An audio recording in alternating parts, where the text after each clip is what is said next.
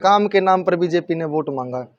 कांग्रेस परिवार में आने से पहले आप भी तुम्हें नरेंद्र मोदी की तारीफ करते लिए भी जो रिजल्ट आएंगे, जनता का फैसला सबको सिर माथे हो। पोल देके कुछ निर्वस हो सर। फैसला जनता ने किया है, जनता का फैसला कल आएगा और आप जनता का रिजल्ट देखना। इसी में क्या मार्जिन रहने वाला है कांग्रेस और बीजेपी। नमस्कार, मैं आपका साथी परशुराम, आप देख रहे हो टोटल खबर हरियाणा। कल का दिन भारत की राजनीति के लिए एक बहुत बड़ा दिन होने वाला है, क्योंकि कल लोकसभा का रिजल्ट घोषित होने वाला है। और जो एग्जिट पोल आ चुके हैं वो एनडीए मतलब कि नरेंद्र मोदी की तीसरी बार सरकार बना रहे हैं, लेकिन विपक्ष ने तंज कसा है ये केवल मोदी एग्जिट पोल है, ऐसा कांग्रेस के नेताओं ने आरोप लगाया। क्योंकि जब पहले 5 स्टेटों में रिजल्ट घोषित हुए थे उस समय एग्जिट पोल कुछ और दिखा रहा था, उसी को लेकर एग्जिट पोल के ऊपर और भी सवाल खड़े पैदा किए हैं।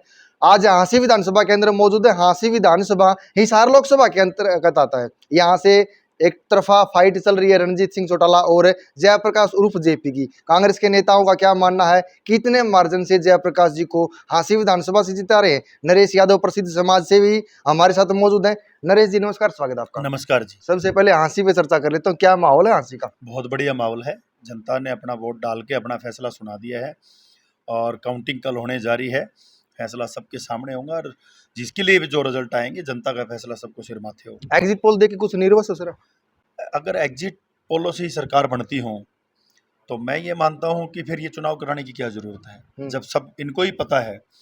और देश के 1% लोगों से पूछने से अगर सरकार का फैसला होता हो तो इतनी बड़ी वोटिंग व्यवस्था के ऊपर क्वेश्चन मार्क है ये तो कहीं ना कहीं ये तो हमारे प्रजातंत्र के ऊपर एक कुठाराघात है कि हम 1% लोगों से बगैर पूछे ना पूछे। मेरे गांव में तो कोई नहीं आया पूछने, उनको कैसे पता है हमारे गांव का क्या हालात है। मैंने हांसी में कोई घूमता हुआ नहीं देखा। हांसी के किसी एक बंदे से आप पूछ के दिखा दो, किसी से पूछा गया हो कि आपने वोट किसको दिया है। वोट तो आजकल कोई किसी को बताता ही नहीं, तो इनको कहाँ से पता चलता है वोट कहाँ पड़ा है। तो ये तो कहीं ना कहीं चुनाव आयोग की निष्ठा के ऊपर कहीं ना कहीं खुद ही क्वेश्चन मार्क खड़ा कर रहे हैं। 2 से 4 सीट आपकी तो दिखा रहा है सर उसमें। ऐसा है कि मैं तो 2 और 4 6 8 की बात ही नहीं करता ना। फैसला जनता ने किया है, जनता का फैसला कल आएगा और आप जनता का रिजल्ट देखना। चलो ठीक है, जनता ने अब की बार किस हिसाब से वोट किया सर, क्योंकि लोगों के बीच में आप घूमे हैं। जनता अपने काम को लेके, जनता अपने विकास को लेके वोट करती है। बहुत से लोग अब ये जो युग है, अब ये युग विकास का युग है। लोग, मुझे लगता है, विकास के नाम पे ही वोट कर रहे हैं। और विकास के नाम पे अगर वोट हुआ है तो भारतीय जनता पार्टी के राज में मुझे मेरे हल्के में खासकर हांसी में कहीं ईंट लगी नजर नहीं आई। भ्रष्टाचार का बोलबाला रहा। उसी की नाराजगी को दिखाते हुए जब यहाँ 60-65 हज़ार से बीजेपी जीत के गई थी, आज वहाँ ये हालात है कि चुनाव हारने की कगार पे हैं। तो कहीं ना कहीं यहाँ के स्थानीय नेता ने इस ओर ध्यान नहीं दिया और भारतीय जनता पार्टी की छवि को धूमिल करने का काम किया। ठीक है, काम नहीं हुए सर हांसी में, आपका मानना है। और काम के नाम पर ही बीजेपी वोट मांगती है, लोगों ने भी वोट किया है, तो हांसी में क्या मार्जिन रहने वाला है कांग्रेस और बीजेपी। मैं तो आने वाले टाइम में भी कहना चाहूँगा कि आप जितना भी कभी समर्थन मांगे तो काम के लिए मांगे। वोट सिर्फ काम की प्रक्रिया के लिए है, वोट नाम और चेहरा चमकाने के लिए नहीं है। जनता के अंदर, हमारे प्रजातंत्र के अंदर इस वोट का जो महत्व है, वो वोट हमारी सुविधाओं के लिए डाला जाता है। हम अपनी सुविधाओं के लिए अपने में से किसी एक को चुन के भेजते हैं ताकि वो हमारी सब जन समस्याओं का समाधान करा के हमारे को ज़्यादा से ज़्यादा सुविधा प्रदान कराएं। और ऐसा कभी हांसी में तो बिल्कुल नहीं है। कोई एक भी आदमी ये नहीं कह सकता कि हांसी के अंदर ऐसी कोई सुविधा मिली है। और मुझे ये नहीं लगता कि हांसी के अंदर ज़्यादातर लोकल इशू भी बहुत बड़ा मैटर रहे हैं, जिसकी वजह से मतलब भारतीय जनता पार्टी को यामू की खानी पड़ी है। ठीक है, काम के नाम पर बीजेपी ने वोट मांगा। कांग्रेस परिवार में आने से पहले आप भी 1-2 शब्दों में नरेंद्र मोदी की तारीफ करते थे कि वहाँ अच्छा काम कर रहे हैं सेंटर में। ऐसा तब तक, जब तक आप कांग्रेस परिवार में नहीं आए थे, तब तक आपका मानना था। नहीं, मैंने, अगर उन्होंने कोई अच्छा काम किया है तो अच्छा करना कहना चाहिए। उन्होंने कोई अच्छा काम किया, उन्होंने कहा भी हमने राम मंदिर बनाया, बहुत अच्छी बात है। उन्होंने कहा हमने 370 हटाई, बहुत अच्छी बात है। इसी के लिए तो आपको पब्लिक से समर्थन मिला था और पब्लिक ने जो समर्थन आपको दिया है और वो काम आपने किया है, तो इसमें तो आपने अपना कमिटमेंट निभाया है, कोई नया काम तो किया नहीं। तो अच्छा काम करने वाले की प्रशंसा होनी चाहिए, यहाँ पक्ष विपक्ष की बात नहीं होनी चाहिए। आप भी मानते हैं ना, जो अब चुनाव में मुद्दा चल रहा है, फैक्टर चल रहा है, राम मंदिर का, धारा 370 का, 3 तलाक का, नरेंद्र मोदी ने सही काम नहीं, किया। वो मुद्दे थे, वो पूरे हो चुके हैं। उनके नाम से पहले वोट लिए, बाद में काम किए गए, तो उसका एहसान जताने की जरूरत थोड़ा ही है। पब्लिक ने वोट भी उसी नाम से दिए थे, इन्होंने वोट भी उसी नाम से मांगे थे, तो बहुत अच्छी बात है। मैं तो धन्यवाद पहले भी कि आज भी करता हूं अगर उन्होंने जनता के कोई काम होते हैं वो किए हैं। लेकिन 2-3 मुद्दों पे ही सरकार नहीं आई थी। बहुत से ऐसे मुद्दे हैं जो अभी 5% मुद्दों को छोड़ के उस पर काम करना बहुत जरूरी है। मैं ये नहीं कहता कि ये जो काम हुए ये जरूरी नहीं थे, लेकिन इनसे जरूरी भी बहुत काम है समाज के अंदर। आज भ्रष्टाचार के नाम पे बिल्कुल छलावा हुआ है। लोगों की जो नोटबंदी को जिस लेवल पे किया गया उसका आज तक कोई आधार समझ किसी को सीधा सीधा समझ नहीं आया है। शायद मुझे समझ नहीं आया है, जैसे ही जनता को समझ नहीं आया है। जीएसटी का आज तक मुझे समझ नहीं आया है। ये कहा जाता था कि कांग्रेस सरकार ने मतलब बोझ लाद दिया भिन्न भिन्न टैक्सों का।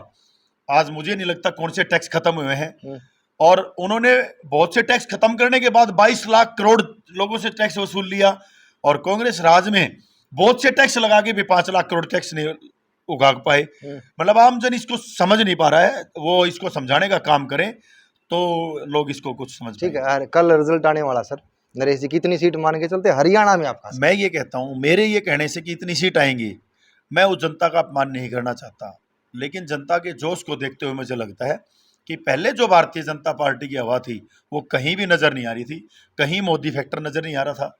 आज तो जिसने वोट डाला है उससे आप किसी से भी बात करके देख लें। पिछली बार हमने भी देखा था, बहुत जबरदस्त हवा थी, लेकिन आज तो हर जगह पूरे के पूरे यहाँ खिलाफत ही खिलाफत नजर आ रही थी। तो चुनाव के रिजल्ट कैसे आ सकते हैं?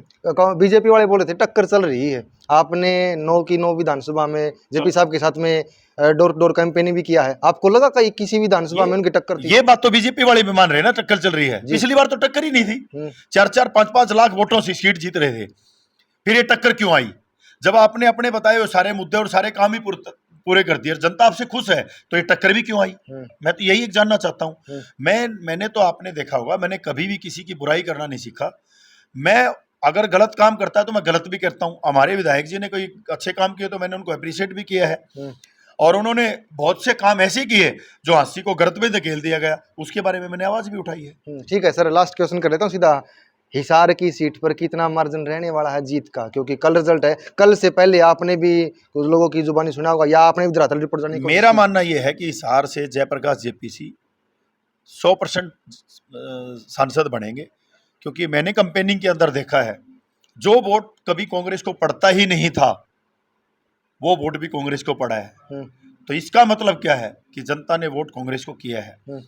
और जहां तक टारगेट की बात है, मैं कभी भी इस टारगेट के ऊपर नहीं जाता हूं, क्यों? मैं जब कोई टारगेट लेता है तो मैं उसके ऊपर कमेंट जरूर करता हूं, लेकिन मैं ये नहीं कह सकता कि हम इतने वोटों से जीतेंगे, लेकिन चुनाव जरूर जीत निश्चित, आप जीत निश्चित है। ठीक है, हाँसी की और मैं चर्चा कर लेता हूँ। सभी के सभी नेता हाँसी में ही है सर, और कांग्रेस परिवार में आगे। तो मेरा मानना, जहां तक मैं मानता हूँ, जहां तक मैं सोचता हूँ, जो जेपी साहब की जीत तो निश्चित होगी हाँसी विधानसभा से। बिल्कुल जीत निश्चित है, मुझे नहीं लगता कहीं कोई किंतु परंतु है। बाकी वोट सबका अधिकार है, और इसको टारगेट में हम क्यों उठाए खड़े हैं? जो जनता का फैसला वो कल आ जाएगा, जो जनता ने फैसला दिया उसको सिर माथे करेंगे। कोई अगर हमारी कमियां रहेंगी तो हम विचार करेंगे, और बीजेपी की कमी रहे तो बीजेपी विचार करेंगे। बहुत बहुत धन्यवाद सर, थैंक यू। ये थे नरेश यादव जी, और जो कल रिजल्ट आने वाला है उसका कहीं ना कहीं गुणगान पहले ही कर दिया। जयप्रकाश उर्फ जेपी जी हिसार लोकसभा से एमपी बन रहे हैं। बीजेपी ने काम के नाम पर वोट मांगा है, और काम के नाम पर 2019 से 2024 में कितना फर्क देखने को मिला है, वोटर ने क्या रुख देखकर किस पार्टी को अपना मत का प्रयोग किया है, और कौन उनका भविष्य सुधार सकता है, कौन उनके युवा बच्चों को रोजगार दिला सकता है, या कौन किसानों को खुशहाल कर सकता है। कल का दिन भारत की राजनीति के लिए एक अहम दिन है। कल का दिन तय करेगा कि भारत का प्रधानमंत्री कौन होगा, कौन किस लोकसभा से एमपी रहने वाला है। क्या वास्तव में रणजीत चौटाला और जयप्रकाश जी की टक्कर चल रही है, या एक तरफा माहौल किसी सीट पर बीजेपी या कांग्रेस का दिखाई दे रहा है? सब कमेंट के माध्यम से अपनी राय जरूर लिखिए। धन्यवाद।